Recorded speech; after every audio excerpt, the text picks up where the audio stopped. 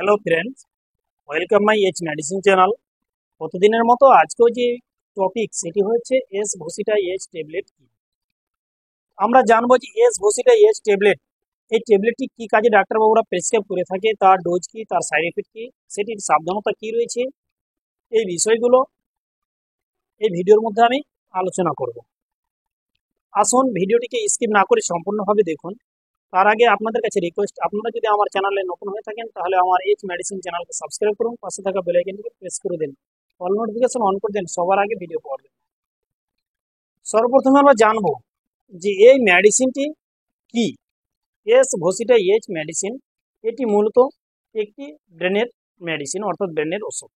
এটি যে সমস্ত পেশেন্ট, ব্রেনের পেশেন্ট, তাদেরকে প্রেসক্রাইব করে থাকে। আরেকটি রিকোয়েস্ট, আপনারা এই মেডিসিন ডাক্তারের পরামর্শ ছাড়া ব্যবহার করবেন না কিংবা প্রেসক্রাইব ছাড়া ব্যবহার করবেন না। আমরা জানবো যে এই মেডিসিন এটি অ্যান্টি ডিপ্রেশন গ্রুপের মেডিসিন, এটি সাইকোলজি ডাক্তার প্রেসক্রাইব করে থাকে। তাই আমাদেরকে জানতে হবে যে এস ভোসিটা এইচ ট্যাবলেটের মধ্যে কি কি কম্পোজিশন রয়েছে। এর মধ্যে দুটি কম্পোজিশন রয়েছে, একটি হচ্ছে এসিটোলোপ্রাম, আরেকটি হচ্ছে ক্লোনোজাপাম। তাহলে এই দুটি কম্পোজিশন নিয়ে গঠিত হয়েছে এস ভোসিটা এইচ ট্যাবলেট।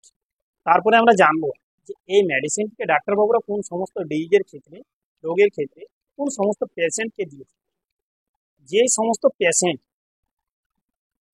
অত্যাধিক চিন্তা ভাবনা করে কিংবা চিন্তা ভাবনা থেকে সে ফিরে আসতে পারছে না, কিংবা অনেক সময় ঘুম আসে না, রাত 12টা কিংবা 1টা 2টা 3টা বেজে যায় কিন্তু ঘুম হচ্ছে না, কিংবা সেই পজিটিভ চিন্তা ভাবনাই আসছে না তার মাথায়, সেই ক্ষেত্রে ডাক্তারবাবুরা এই মেডিসিনকে প্রেসক্রাইব করে থাকে। তারপরে আমরা জানবো যে এই মেডিসিনের মধ্যে কি এমন জিনিস রয়েছে যা মানুষের মাইন্ডকে ফ্রেশ করে দেয়। মানুষের ব্রেনের মধ্যে সেরাটোনিন নামে যে একটি পার্ট রয়েছে, সেই পার্টটিকে যখন কি করে দেয়, এই মেডিসিন খাওয়ার ফলে ফ্রেশ করে দেয়, অর্থাৎ রিল্যাক্স করে দেয়, তখন মানুষ পজিটিভ চিন্তা ভাবনা করতে পারে। তারপরে আমরা জানবো যে এই মেডিসিনের ডাক্তারবাবুরা পেশেন্টের উপরে ভিত্তি করে ডোজ কম বেশি করতে পারে। নর্মাল কিছু সংখ্যক ডোজ, নর্মাল আমি একটি ডোজ বলে দিই, যেমন 2 থেকে 3 বার করে দিনে খেতে পারে।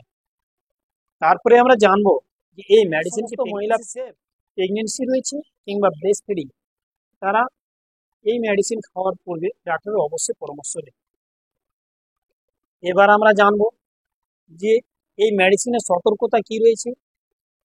এই মেডিসিন নেওয়ার পরে ড্রাইভ করবে না কিংবা অ্যালকোহল পান করবে না, কারণ ড্রাইভ করলে এই মেডিসিন ঘুম আসবে এবং এই মেডিসিন খাওয়ার পরে সে ড্রাইভ করতে পারবে না। যদি খেতে চায় তাহলে ড্রাইভ করার পরে রাত্রে এসে শোয়ার সময় খেতে পারে। তারপরে আমরা জানবো এই মেডিসিনের কি সাইড ইফেক্ট রয়েছে। মুখ শুকনো হতে পারে, কিংবা বমি বমি লাগতে পারে, কিংবা মাথা ব্যথা করতে পারে, কিংবা কষা পায়খানা হতে পারে। এই সমস্ত লক্ষণগুলো দেখা দিতে পারে। তাই আপনারা যখনই মেডিসিন ব্যবহার করবেন ডাক্তারের পরামর্শ নেবেন। আসি পরে ভিডিও আবার দেখা হবে। ভালো থাকুন, সুস্থ থাকুন।